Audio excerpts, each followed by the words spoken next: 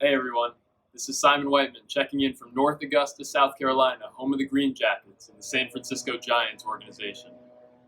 I've been a parishioner of St. Catherine's for a long time, and I always thought that faith was just something I always did. Faith and baseball for me, for a long time, were two separate things. I'd go to church on Sundays and then play a baseball game after. But now more than ever, they've become intertwined. I've become dependent on my faith in a lot of things that I do. Baseball is a game of failure. We go up to the plate and we strike out. We make errors in the field all the time. We don't have great days at the plate.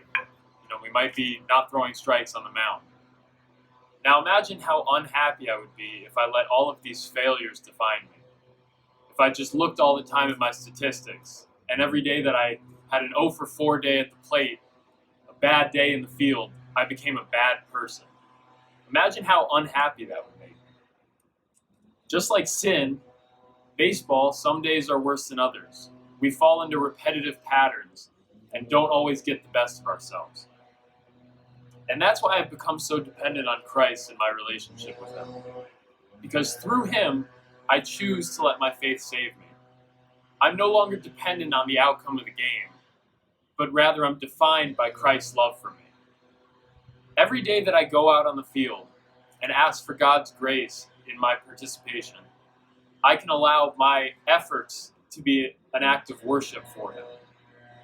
I ask all the time for Christ to be with me as I play, to bless me with good health, to allow me to play the best of my ability. Now remember, I don't ask for Him to make me the best person on the field. I don't ask to be the best player in the world. I just ask to be the best me that I can be each and every day. And through Him, through that relationship, and through that consistent communication, I can go out and give glory to Christ in everything that I do. Then all of a sudden, whether I go 0 for 4 or 4 for 4, I'm still good in God's eyes. But this doesn't just happen.